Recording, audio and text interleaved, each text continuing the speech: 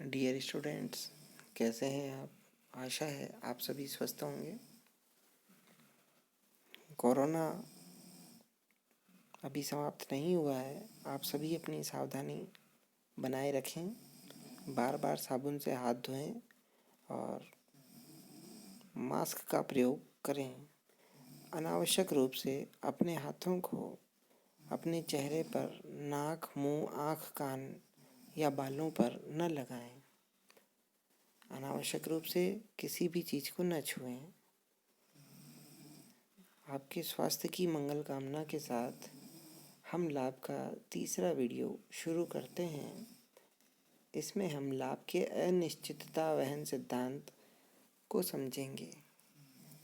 सन 1971 में 1971 में professor night, spelling KNIGHT है जिसमें K साइलेंट है, प्रोफेसर नाइट ने लाभ का अनिश्चितता वहन सिद्धांत प्रस्तुत किया था।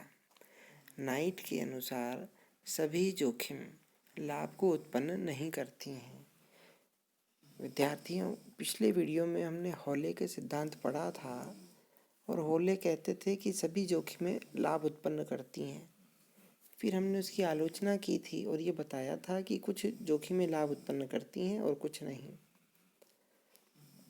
यहाँ नाइट भी यही कह रहे हैं कि सभी जोखिमें लाभ को उत्पन्न नहीं करती हैं।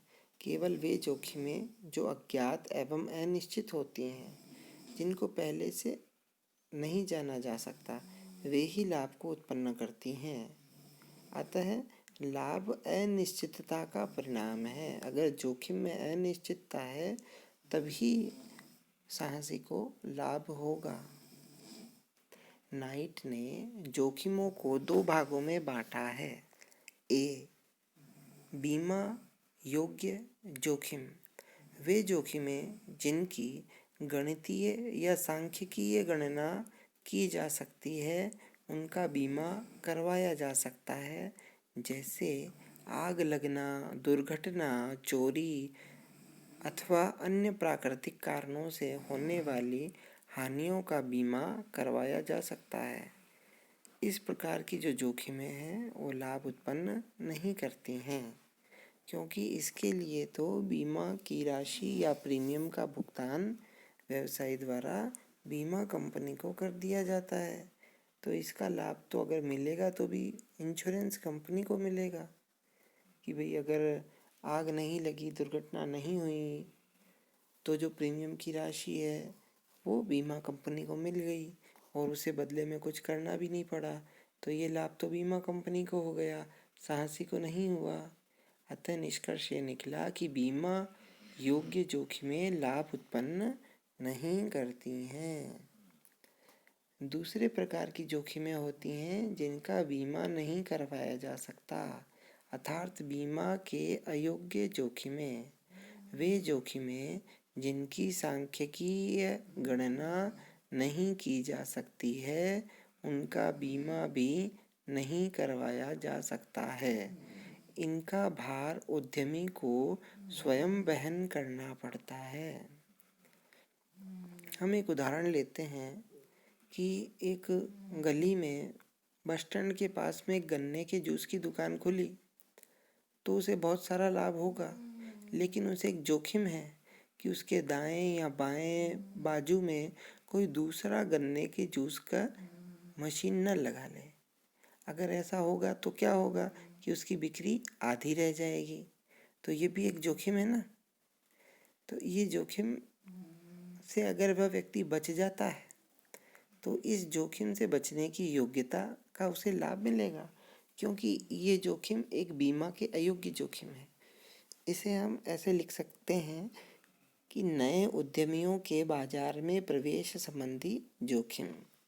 दूसरा उदाहरण है किसी स्थानापन्न वस्तु के आविष्कार संबंधी जोखिम। आप जो वस्तु बनाकर बेच रहे हो, अगर उससे मिलती जुलती कोई वस्तु बाजार में आ गई, तब भी आपकी वस्तु की बिक्री कम हो सकती है। यह जोखिम है। अगर आप इस जोखिम से बचते रहे तो आपको लाभ होगा, और अगर आप नहीं बच पाए तो आपको लाभ नहीं होगा। तीसरा उदाहरण है नई मशीनों के आविष्कार संबंधी जोखिम। अगर नई मशीन आ गई तो पुरानी मशीन की वैल्यू कम हो जाएगी, और आपने पुरानी मशीनें लगा रखी हैं तो आपके पास ग्राहक नहीं आएंगे और आपकी बिक्री घट जाएगी। चौथा उदाहरण है सरकार की आर्थिक नीति में परिवर्तन संबंधी जोखिम। इसका एक बहुत अच्छा उदाहरण याद आता है कि मेरे एक मित्र प्लास्टिक की थैलियों का कार्य करते थे, और जैसे ही सरकार ने प्लास्टिक की थैलियों पर रोक लगाई तो उनको जो मशीनें, जो उनका निवेश किया हुआ था, वो सब डेड इन्वेस्टमेंट हो गया, उनका काम रुक गया और उनको घाटा हो गया। एक वर्तमान उदाहरण लेते हैं कि कोविड की परिस्थितियों के कारण राजस्थान सरकार ने पटाखों की बिक्री, खरीद और छुड़ाने पर रोक लगा दी, किंतु उससे पहले ही दीपावली के कारण बहुत से व्यवसायियों ने पटाखे खरीद लिए थे और अब वह उन्हें बेच नहीं पाए, तो उन्हें घाटा हुआ, लाभ की जगह उन्हें हानि हो गई। यह भी इसी का उदाहरण है। भाई इसका भी बीमा नहीं करवाया जा सकता। और पांचवा है फैशन में परिवर्तन संबंधी जोखिम। एक कपड़े के दुकानदार ने जब कपड़े का ऑर्डर दिया, लेकिन जैसे ही वह अपने माल दुकान में भरता है और वह पाता है कि बाजार में फैशन बदल गई है, अब कोई भी लोग ऐसे कपड़े नहीं पहनना चाहते, तो उसका माल नहीं बिकेगा और उसे लाभ नहीं होगा। यहाँ ध्यान देने योग्य बात है कि फैशन में परिवर्तन संबंधी जोखिम का भी बीमा नहीं करवाया जा सकता। तो ऐसी समस्त जोखिमें जिनकी सांख्यिकी गणना नहीं की जा सकती है और बीमा नहीं करवाया जा सकता है, उनका भार उद्यमी को स्वयं वहन करना पड़ता है। और अगर वह जोखिम नहीं आती है, वह जोखिम को टाल देता है, तो उसे लाभ होगा। बीमा अयोग्य जोखिमें ही अनिश्चितता को उत्पन्न करती है और अनिश्चितता से लाभ उत्पन्न होता है। देखो अब क्या हो गया, बीमा अयोग्य जोखिम, जोखिम दो तरह की, बीमा योग्य, बीमा अयोग्य। उनमें से जो दूसरी है बीमा अयोग्य जोखिम, वह अनिश्चितता उत्पन्न करेगी और अनिश्चितता से उत्पन्न होगा लाभ। जितनी अधिक अनिश्चितता होगी, लाभ भी उतना ही अधिक होगा। यह किसका मानना है? प्रोफेसर नाइट का। अब इस सिद्धांत की भी कुछ आलोचनाएं हैं। आलोचना नंबर 1 है अनिश्चितता उठाना कोई पृथक तत्व नहीं बल्कि साहसी के कार्यों की विशेषता मात्र है।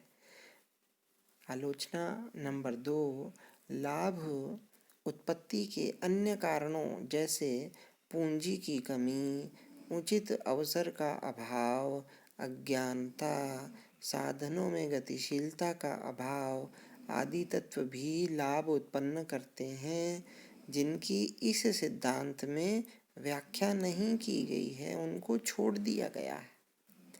और तीसरी कमी इस सिद्धांत में है कि प्रोफेसर नाइट का यह सिद्धांत हॉले के जोखिम वहन सिद्धांत में संशोधन मात्र है। इसमें नया ज़्यादा कुछ नहीं है, बस हॉले के सिद्धांत में एक लाइन जोड़ दी कि भाई सारी जोखिमें लाभ उत्पन्न नहीं करती, केवल अनिश्चितता युक्त जोखिमें ही लाभ उत्पन्न करती हैं।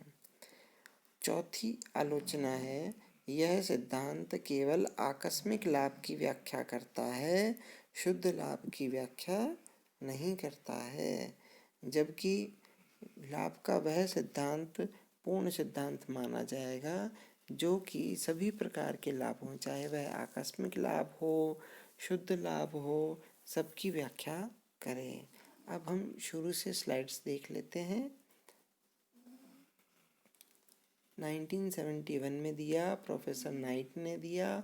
वो कहते हैं कि जोखिमें दो तरह की होती हैं और सभी जोखिमें लाभ को उत्पन्न नहीं करती, केवल वह जोखिमें जो अनिश्चितता उत्पन्न करती है वो लाभ देती है।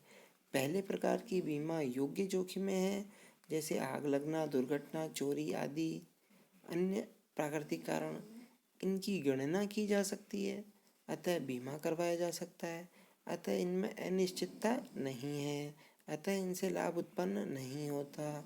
दूसरे प्रकार की बीमा अयोग्य जोखिमें हैं, जिनकी सांख्यिकी गणना नहीं की जा सकती है, जैसे नए उद्यमियों का बाजार में प्रवेश, स्थानापन्न वस्तु का प्रवेश, नई मशीनों का प्रवेश, सरकार की नई नीति, फैशन में परिवर्तन, इन सब के कारण अनिश्चितता आ जाती है और अनिश्चितता का परिणाम होता है लाभ।